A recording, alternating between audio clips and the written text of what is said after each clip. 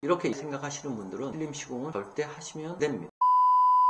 대표님, 네. 요즘 인테리어 필름이 인기가 진짜 많다던데 도대체 왜 이렇게 뜨거운 반응인 건지 너무 궁금합니다. 간단하게 얘기해서 가성비가 좋다고들 많이들 생각하셔서 그렇습니다. 근데 그냥 페인트나 도배로도 충분하지 않나요? 페인트나 도배도 충분하지만 페인트는 금액이 많이 들어가고 도배는 좀 저렴하고 딱 그 중간이라고 생각하시면 됩니다. 그래서 많이들 찾으시겠죠? 그러면 인테리어 필름을 사용하는데 명확한 장점들이 있나요? 있죠. 아까 말씀드린 대로 첫 번째는 이게 가성비가 워낙 좋아요. 유지보수도 좋고, 또 하나는 하이엔드 자재라고 말하는 자재들이 있잖아요. 대리석, 페인트, 원목 이런 것들과 비슷한 텍스처를 가졌다는 게 굉장한 장점이죠. 가성비가 왜 좋냐? 필름이라는 소재가 PVC로 되어 있어서 가격이 좀 싸요. 그래서 이 자재의 금액으로 보면 굉장히 싼데, 이게 또 한편으로 보면 양날의 검이라고 할 수도 있는데, 그건 나중에 제가 설명을 한번 드리기로 하고, 일단 자재가 너무 싸다. 그래서 이거를 단순하게 시공을 한다면 가성비가 굉장히 높다. 이렇게 생각해 주시면 될 것 같고, 유지 보수가 아주 좋다고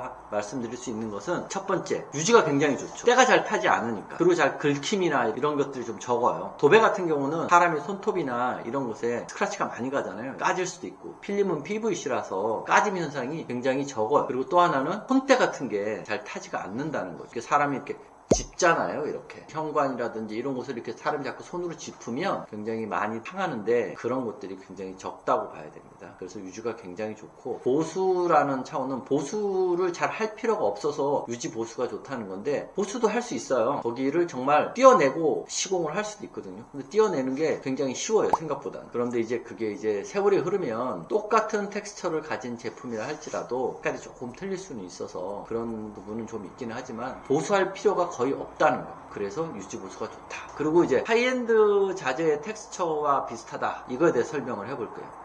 대리석이면 대리석의 그 텍스처나 질감을 어느 정도 필름은 낼 수가 있어요. 80%, 90% 정도 비슷하게 낼 수 있습니다. 그냥 눈으로 이렇게 가까이 가서 보는 게 아니라 좀 약간 조금만 떨어져, 한 1, 2m 정도만 떨어져서 보면 이거 대리석인가 하는 경우도 있어요. 그리고 또 페인트, 요새는 페인트 정말 선호하시잖아요. 근데 그 페인트, 스페셜 페인팅 뭐 이런 페인트와 비슷한 질감을 내는 필름 자재가 꽤 있습니다. 어떤 제품들 뭐 이런 게 아니라 굉장히 많잖아요. 필름을 만들어내는 회사들이, 그 회사들이 대부분 다 가지고 있습니다, 그 텍스처를. 그리고 또 하나는 원목, 나무무늬. 옛날에는 나무무늬를 내려면 굉장히 힘들었잖아요. 진짜 원목을 쓰든가 아니면 무늬목을 쓰든가 이렇게 써야 되거든요. 근데 지금은 필름을 가지고 원목이나 무늬목에 준하는 텍스처를 낼 수가 있어요. 8, 90 정도. 그것도 역시나 약간 떨어져서 본다. 가까이 가서 이렇게 보면 조금 틀려요. 근데 이걸 뭐 전문가가 아니고 평범하신 분들은 구분을 못 하시는 분들도 있더라고요. 그만큼 필름의 텍스처는 상당히 높은 수준까지 올라가 있어요. 그래서 이 하이엔드에 가까운 텍스처는 굉장한 장점 중에 하나입니다. 그러면 필름만 잘 써도 비용도 줄이고 인테리어 퀄리티도 높일 수 있겠네요? 그렇죠. 그런 장점이 분명히 가지고 있습니다. 근데 이게 무조건 좋은 자재는 없잖아요. 필름도 단점이 있을 것 같은데. 당연히 단점이 있죠. 근데 이제 종류는 더 많아요. 단점을 여러 가지 찝어야 하니까. 종류는 더 많지만 장점과 단점을 나누라면 장점이 조금 더 높은 점수를 주고 단점이 조금 낮은 점수를 줄 수 있겠지만, 단점이 종류는 더 많아요. 자, 첫 번째 단점은 가장 약점이죠. 들뜸 현상. 기포도 생기고 이게 좀 들뜰 수 있어요. 우리가 핸드폰 같은 거 보시면 필름을 잘못 붙이면 안에 뭐 하얀 기포 같은 게 생기잖아요. 이제 그런 것들이 생길 수도 있다는 거예요. 그게 여러 가지 이유에 의해서 생깁니다. 먼지도 생길 수 있고요. 그 안에 자재가 어떤 것이냐에 따라서 또 생길 수도 있고요. 그 다음에 그 안에 습도 때문에 생길 수도 있고, 굉장히 많은 이유 때문에 들뜸 현상이나 기포 같은 것이 생길 수 있어요. 그래서 이제 이 들뜸 현상이 첫 번째 문제가 되고요. 그 다음에 문제는 수축 팽창인데, 원천적으로 이건 해결할 수가 없거든요. 왜냐하면 이거는 PVC이기 때문에 온도에 따라서 이렇게 돼 있던 것이 이렇게 벌어질 수도 있고, 온도가 높아지면 좀 늘어날 수도 있고, 그러다 보니까 이게 움직인다는 거예요. 그래서 이 수축 팽창은 해결할 수 없는 것 중에 하나예요. 하지만 시공 방법에 따라서 이 수축 팽창이 생겨도 눈으로 봐서는 표시가 나지 않게 시공할 수는 있어요. 하지만 그러면 이제 가성비에 대한 의문점이 생기겠죠. 그건 나중에 다시 한번 설명하기로 하고, 세 번째, 방금 제가 설명한 거의 연장선인데, 시공 방법에 따라서 가성비가 좋을 수도 있고 떨어질 수도 있다. 이게 이제 굉장한 단점이죠. 시공이 그냥 일반적인 곳에 가구 같은 데다 이렇게 시공을 하면 굉장히 가성비가 좋아요. 그런데 이제 다른 곳, 가구가 아닌 다른 곳에 시공할 때는 가성비를 굉장히 따져봐야 됩니다. 체라나 이런 곳에 시공할 때는 가성비를 무조건 따져보셔야 돼요. 그리고 네 번째는 습기나 열에 굉장히 약해요. 그래서 아까 수축팽창이 생긴다고 했잖아요. 습기나 열이 있는 곳에는 시공을 하기가 조금 어려워요. 하자의 부분이 분명히 공존하기 때문에. 그래서 화장실 같은 데들 있잖아요. 그런 데다가 이제 시공할 때는 굉장히 신경을 많이 써야 되는 부분이 있습니다. 왜냐면 거기는 습기가 굉장히 높잖아요. 또 열이 있는 곳, 가스 쿡탑을 쓴다든가 그런 곳 바로 붙어있는 곳에는 좀 쓰기가 어렵겠죠. PVC니까. 쉽게 얘기하면 플라스틱이잖아요. 안쪽으로 얘기하면. 플라스틱의 가장 큰 안 좋은 거는 열에 약하다는 거예요. 그래서 이게 습기에 약하다는 거는 이거를 필름을 붙이는 그 안의 자재 때문에 그런 거고요. 열에 약하다는 거는 이 자체의 특성 때문에 그런 거예요. 그래서 이 두 가지를 다 가지고 있기 때문에 습기나 열에 좀 약하다는 것이 단점입니다. 그리고 이 필름은 폭이 1220으로 나와요. 길이는 뭐 굉장히 길게 나옵니다. 문제가 없는데 이 폭이 1m 22로 딱 정해져 있기 때문에 계속 나누어 가야 돼. 그러면 거기에 중간에 연결선이라는 게 생기게. 아니면 뭐 자재를 띄어서 붙인다면 매지라는 것이 생길 것이고. 그래서 이 부분이 가장 큰 약점이에요. 이런 부분들을 어떤 분들은 지저분하다 이렇게 생각할 수도 있고, 이렇게 쫙 면이 연결돼서 가야 되는데 이 면이 연결되지 않아서 눈에 거슬린다 이렇게 예민하게 생각하시는 분들은 필름 시공을 절대 하시면 안 됩니다. 넓은 면, 좁은 면은 관계가 없죠. 1m 20 미만은 상관이 없어요. 하지만 1m 20이 넘는 곳은 그런 것을 생각해야 되는 점이 있죠. 그래서 이 부분들을 잘 생각하시고 시공을 해야 되는 거죠. 이것이 단점이라고 생각할 수 있죠. 자, 그럼 단점이 더 많네요. 그렇죠. 단점은 뭐 아주 나누자면 한 5개 정도 되는 거죠. 그럼 이 필름을 하라는 건지 말라는 건지 진짜 잘 모르겠거든요. 딱 결정을 해주실 수는 없을까요? 확실하게 결정해 드릴 수 있습니다. 이거는 이제 저의 생각입니다. 다른 분들은 이렇게 생각 안 할 수도 있지만 저는 그렇게 생각을 합니다. 제 경험치로 봤을 때 가구, 그 다음에 문짝, 문틀 이런 것은 교체를 하는 것보다 월등한 가성비를 가지고 있어요. 그래서 굉장히 하시는 게 좋다라고 생각합니다. 무조건 하는 게 맞지 않나 이렇게 생각을 합니다. 그 다음 하지 말아야 되는 곳, 넓은 면적의 벽체, 이것은 또한 목적의식을 가지시고 필름 시공을 하셔야 돼요. 왜냐하면 이 필름 시공을 하는 가장 큰 장점인 가성비가 떨어지기 때문에 저는 하지 말아야 되거나 아니면 목적의식을 가지고 고민해 봐야 된다라고 생각합니다. 이게 이제 제가 드리는 결론입니다. 그럼 여기에 대해서 이제 결론에 대해서 한번 부연 설명을 제가 조금 해볼까요? 왜 가구나 이런 데는 하는 게 무조건 추천하는 것이냐? 가성비가 좋기 때문입니다. 첫 번째, 싱크대를 예를 들어서 싱크대를 다 뜯어버리고 그리고 그거를 교체를 해서 새 곳으로 바꾸려면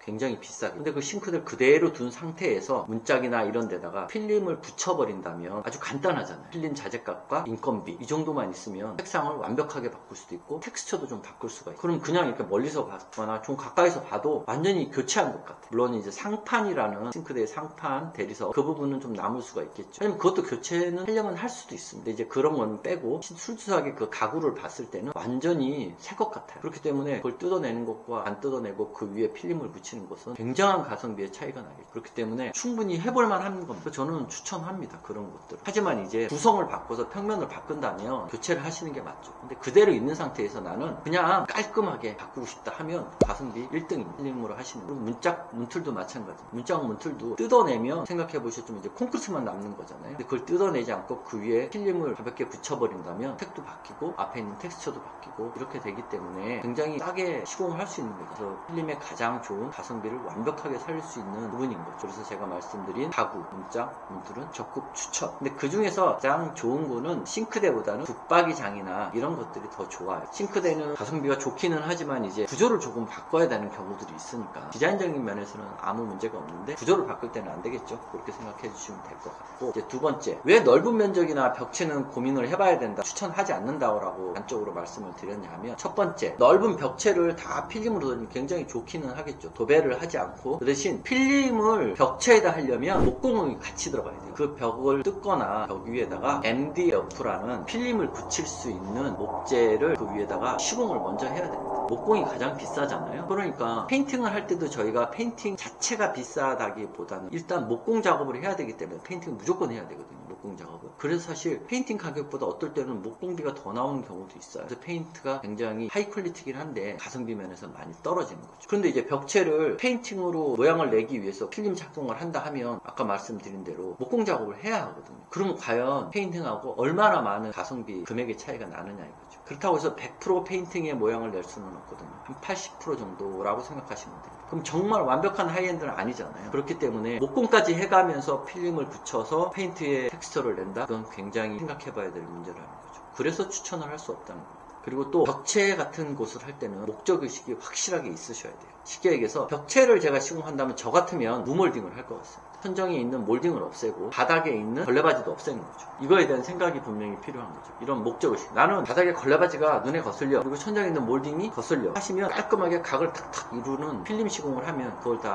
한 방에 해결할 수 있거든요. 그런 어떤 목적의식이 있다면 어느 정도의 가성비를 놓고 그 돈을 들여서도 페인트보다는 적게 드니까 충분히 하실 수 있어요. 하지만 단순히 가성비가 있으니까 벽도 필름으로 해볼까? 이렇게 생각하시면 안 된다는 거예요. 목공이 들어가면 가성비는 무조건 없다고 생각하셔야 돼요. 그때부터는 이제 디자인적인 측면으로 들어가셔야 돼요. 그래서 넓은 면, 그런 벽체를 시공하실 때는 목적의식을 가지고 시공하셔야지만 되기 때문에 추천을 할 수는 없다. 그래서 아까 결론 내드린 것처럼 추천을 하세요 하면 가구, 문짝, 문틀, 여기는 무조건 추천. 하지만 넓은 면이 벽체나 이런 것을 할 때는 추천을 할 수는 없다. 하지만 목적의식을 가지고 뭔가를 해보려고 할 때는 거기에 상응하는 생각이 있다면 할 수 있다. 이렇게 결론을 내리겠습니다. 생각보다 고민할 게 좀 있네요. 그래도 이제 인테리어 필름은 어떨 때 해야 할지는 정해진 것 같아서 좋았던 것 같습니다. 그렇죠. 이게 사실 굉장히 대부분의 분들이 뭐 필름은 싸다, 자재가 싸니까 이렇게 말씀들을 많이 하시잖아요. 도배보다 분명히 필름을 하시는 게 좋죠. 더 깔끔하고 각도 잘 나오고. 하지만 도배는 가장 넓은 면을 가장 저렴하게 할 수 있는 거잖아요. 그리고 요새는 도배도 굉장히 텍스처가 잘 나오고, 근데 이제 넓은 면을 집 전체를 다 필름 작업을 하겠다 이렇게 생각하실 때는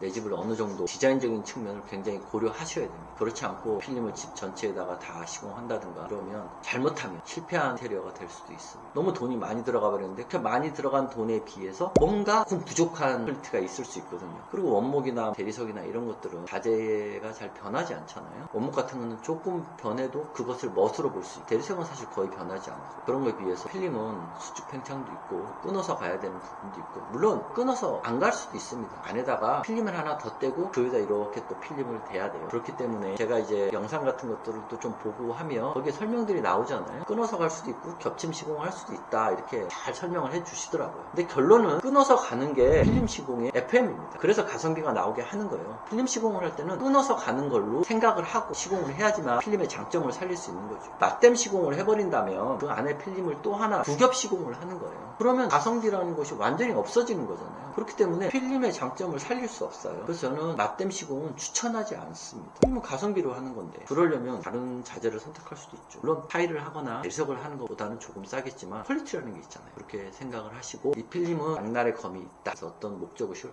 확실히 가지고 하시면 좋겠다. 이게 제 결론입니다. 이 정도면 되는 것 같죠? 네, 감사합니다. 네, 수고하셨습니다.